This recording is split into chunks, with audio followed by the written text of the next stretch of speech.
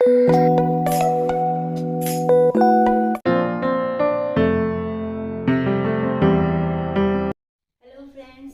Back to my channel. Today we are discussing about the geometry. जैसे कि आपको पता है ज्योमेट्री बहुत ही इंटरेस्टिंग टॉपिक है। तो आइए हम जानते हैं इसमें बेसिक ज्योमेट्रिकल फिगर्स के बारे में, जैसे कि पॉइंट, लाइन, सेगमेंट, etc। सबसे पहले हम बात करते हैं point. What is a point? तो हम पॉइंट किसको बोलेंगे? Point is a smallest figure in geometry. सबसे छोटा फिगर होता है पॉइंट। और पॉइंट की it has no size, no length, no weight and no height। means point की ना कोई लेंथ होती है, ना साइज होती है, ना हाइट होती है, anything, nothing.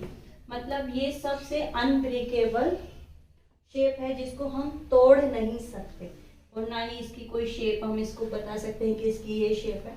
It is denoted by capital alphabet, that's it. A, जैसे कि आप इसे बता सकते हैं कि this is a point A, maybe point B, पर जब भी हम इसे डिनोट करेंगे तो हम इसे कैपिटल लेटर में डिनोट करेंगे। Now the line. Line is a collection of point. अगर हम एक कलेक्शन लेते हैं पॉइंट्स का अलोंग द स्ट्रेट पाथ, अगर हम स्ट्रेट पाथ में एक कलेक्शन बनाए मैनी पॉइंट्स का, तो हम उसे क्या कहेंगे? लाइन। तो लाइन जो है वो दोनों तरफ एक्सटेंड करती है, बोथ डायरेक्शन में। It has no end points. इसके कोई भी एंडिंग पॉइंट नहीं होते, क्योंकि इसके जो एंड्स होता है उस पर क्या लगा रहता है? Arrow sign. एरो साइन में ये इधर भी इस डायरेक्शन में बढ़ेगी और इधर भी ये लेफ्ट डायरेक्शन में एक्सटेंड होती रहेगी। इसकी कोई भी फिक्स लेंथ नहीं होती है। तो हम इसमें सपोज करते हैं यहाँ पे दो पॉइंट ए बी, क्योंकि ये बहुत सारे पॉइंट के कलेक्शन से बनी है, तो हम दो पॉइंट लेते हैं ए बी, और इसका नाम कैसे डिनोट करेंगे? ए बी, और इसके ऊपर ड्रॉ कर देंगे लाइन। नेक्स्ट है सेगमेंट। तो सेगमेंट क्या होता है? सेगमेंट मीन्स जो लाइन होती है उसका एक टुकड़ा। अगर हम इस लाइन में से एक टुकड़ा डिनोट करते हैं, जैसे मैंने आपको बताया अभी ए बी, तो ये ए से लेकर बी तक जो मैंने इसका पार्ट लिया है, इसके जो एंडिंग है, एंड सो क्या है? पॉइंट है, पॉइंट ए एंड बी। तो हम जब लाइन का एक पार्ट लेते हैं तो उसे हम कहते हैं सेगमेंट, और ये हमेशा पॉइंट से एंड होता है, और इसकी हमेशा फिक्स्ड लेंथ होती है। आपने हमें शुरू से ड्रॉ की होंगी लाइंस, जैसे आपको कभी 5 सेंटीमीटर का लाइन ड्रॉ करनी होती है, तो वो लाइन नहीं होती है, एक्चुअली वो सेगमेंट होता है, क्योंकि उसके एंडिंग्स क्या होती है? पॉइंट होते हैं।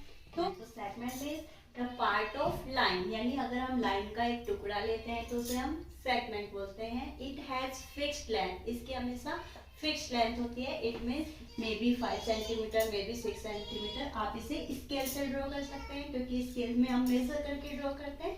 सो इसे हम हिंदी में कहते हैं रेखाखंड। तो रेखाखंड का मतलब होता है लाइन का टुकड़ा। मतलब लाइन में से अगर हम एक पीस काट दे, पार्ट बना दें, और उसके एंडिंग जो है वो क्या हो? पॉइंट्स हो, तो हम उससे कहेंगे सेगमेंट यानी रेखाखंड, और हम इसे डिनोट करेंगे इसके ऊपर सेगमेंट बना के। तो this is a A B segment. Now next is ray. What is a ray? तो रे क्या होगा? तो रे भी एक पार्ट होता है लाइन का ही। तो अगर हम इस पार्ट को कुछ इस तरीके से लेके इसका वन एंड पॉइंट तो क्या हो? पॉइंट हो, और सेकंड एंड पॉइंट क्या हो?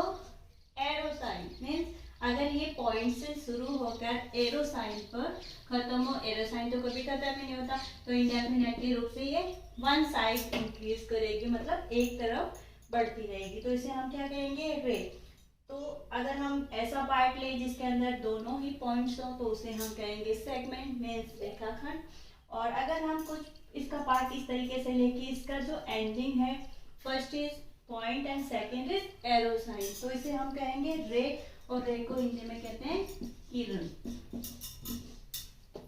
इसे डिनोट करते हैं ए बी रे, और इस ए बी के ऊपर रे बनाकर। Now the kinds of line. Kinds यानी प्रकार। तो लाइन कैसी कैसी हो सकती है? तो सबसे पहले अगर हम फ्री हैंड से कोई लाइन ड्रॉ करें लाइक दिस, जैसे हम बोतल की कैप बनाते हैं, और कहीं कभी कभी हम जो ओपनिंग में भी यूज कर लेते हैं, तो इस लाइन को हम कहते हैं कर्व्ड लाइन। Curved line. तो हम अगर फ्री हैंड से कोई भी लाइन बनाए विदाउट यूजिंग स्केल, अगर हम स्केल को यूज नहीं करेंगे तो उस लाइन को कहेंगे कर्व्ड लाइन, और हिंदी में इसको कहते हैं वक्र रेखा। और दूसरा टाइप क्या होता है, पहला तो क्या हो गया कर्व लाइन, दूसरा होता है स्ट्रेट लाइन। तो स्ट्रेट लाइन जैसे आपने पढ़ा था स्ट्रेट एंगल, तो स्ट्रेट एंगल भी सीधा होता है, तो स्ट्रेट लाइन क्या होगी, सीधी होती है। लेकिन सीधी को अगर हम अलग अलग पोजीशन से देखें, अगर हम कुछ इस तरीके से देखें जो एकदम ब्लैक बोर्ड के जैसी है, तो उसे हम कहेंगे हॉरिजॉन्टल लाइन। तो आप इसे हिंदी में कह सकते हैं आड़ी रेखा, तो हॉरिजॉन्टल लाइन। दूसरे अगर हम इसको सीधा खड़ा कर देते हैं इस तरीके से, तो इसको बोलेंगे वर्टिकल लाइन। वर्टिकल लाइन जो हमेशा खड़े के हिसाब से रहती है। और तीसरी लाइन अगर हम इसे तिरछा कर दें इस तरीके से, तो इसको हम क्या कहेंगे, इसे हम कहेंगे ऑब्लिक या फिर slanting line. Slanting line means अगर कोई भी लाइन तिरछी है तो उसे हम ऑब्लिक भी बोल सकते हैं, स्लैंटिंग भी बोल सकते हैं। अगर वो एकदम स्ट्रेट खड़ी है तो उसे हम वर्टिकल लाइन बोलेंगे, और एक सीधी ऐसे खड़ी है ऐसी है तो फिर हम उसे बोलेंगे horizontal line. Now the next is intersecting line. तो इंटरसेक्ट मीन्स होता है काटना। तो इंटरसेक्टिंग लाइन क्या होगी, अगर दो लाइन से एक दूसरे को काटती है तो हम उसे क्या कहते हैं, इंटरसेक्टिंग लाइन। तो जब हम दो लाइन को क्रॉस करवाते हैं, कट करवाते हैं, तो डेफिनेटली वन पॉइंट पर ही इंटरसेक्ट करेगी। तो इस पॉइंट को हम कहते हैं इंटरसेक्टिंग पॉइंट, मतलब कटान बिंदु। तो ये यहाँ पर इंटरसेक्टिंग पॉइंट मिल गया, दोनों का मीटिंग पॉइंट, जहाँ पर ये दोनों एक दूसरे को मीट करती है। और यहाँ पे दो लाइन है A B and C D, तो ये दो लाइन एक दूसरे को कट कर रही है, इसलिए इनको कहेंगे intersecting line. The next is parallel line. तो जो पैरेलल लाइन होती है वो इंटरसेक्टिंग लाइंस के बिल्कुल अपोजिट होती है, क्योंकि इंटरसेक्टिंग लाइन तो वन पॉइंट पर मीट करती है, क्रॉस करती है एक दूसरे को।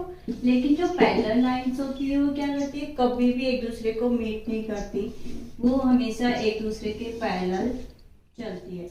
और इसकी खास बात क्या है, ये इन दोनों के बीच की डिस्टेंस हमेशा इक्वल रहती है, इसीलिए एक दूसरे को कभी भी मीट नहीं करती। आप इनको कितना भी आगे बढ़ा लो, ये एक दूसरे को कहीं भी मीट नहीं करेंगे। आपने ऐसे पास पैरेलल लाइन बहुत सारी देखी होगी, जैसे हम सिटी में ही देख लेते हैं हमारे घर पे।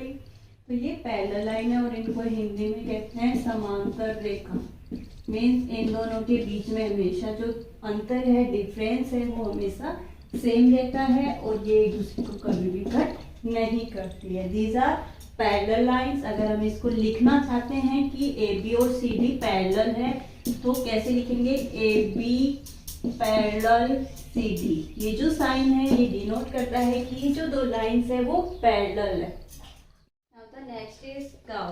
तो आपको मैंने बताया कर्व लाइन कुछ ऐसी होती है। अगर हम इससे कोई भी फिगर बनाए तो हम इससे दो तरीके के फिगर बना सकते हैं। एक हम बना सकते हैं ओपन कर्व, जो कि ओपन होगा, मतलब जिसका एक एंडिंग पॉइंट अलग जगह से शुरू होगा और दूसरा एंडिंग पॉइंट अलग जगह से, दोनों एक दूसरे को मीट नहीं करेंगे, मतलब ये यहाँ से खुला रहता है, तो ये क्या हो गया, ओपन कर्व। अगर इन दोनों का एंडिंग पॉइंट मीट कर जाए, हमने कोई भी एक कर्व बनाया कुछ डूडलिंग टाइप, और दोनों का ending point starting point same हो, मतलब ये क्लोज शेप बन रही हो, तो इसे हम कहेंगे क्लोज्ड कर्व, बंद curve. These are curve line से बनाने वाले फिगर्स हैं, open curve and close curve. Now next is polygon. अगर हम बात करते हैं पॉलीगन की, तो जैसा हमने देखा कि कर्व लाइन से ओपन कर्व और क्लोज कर्व बनता है। अगर हम इसमें कर्व लाइन के बजाय लाइन सेगमेंट को यूज करते हैं और 3 और मोर, मतलब 3 या उससे ज़्यादा, क्योंकि अगर हम 2 ही सेगमेंट लेते हैं तो हमें केवल एक एंगल मिल सकता है कुछ इस तरीके का, तो इसलिए हम 3 और मोर लाइन सेगमेंट लेकर एक पॉलीगन ड्रॉ कर सकते हैं। इसमें केवल लाइन सेगमेंट से ही बनता है। तो अगर हम 3 लाइन सेगमेंट देंगे तो ये एक हमें शेप मिलेगी, दैट इज ट्राइएंगल। आपने पढ़ा होगा ट्रायंगल मीन्स त्रिभुज।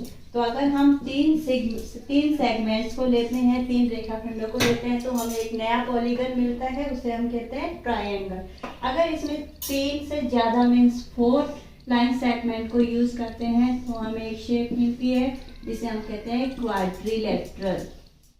क्वाड्रिलेटरल मीन्स चतुर्भुज, मीन्स चतुर्भुज मतलब जिसमें 4 लाइन सेगमेंट यूज किए जा सकते हैं। तो जैसे जैसे इस लाइन सेगमेंट्स की संख्या बढ़ती है वैसे वैसे इनका नाम भी अलग होता जाता है। 3 लाइन सेगमेंट्स का ट्रायंगल, 4 लाइन सेगमेंट का क्वाड्रिलेटरल। अगर इसमें 5 लाइन सेगमेंट, तो आपने शेप बनाई भी होगी, आपको बहुत झोपड़ी बनाने की बताया जाता है।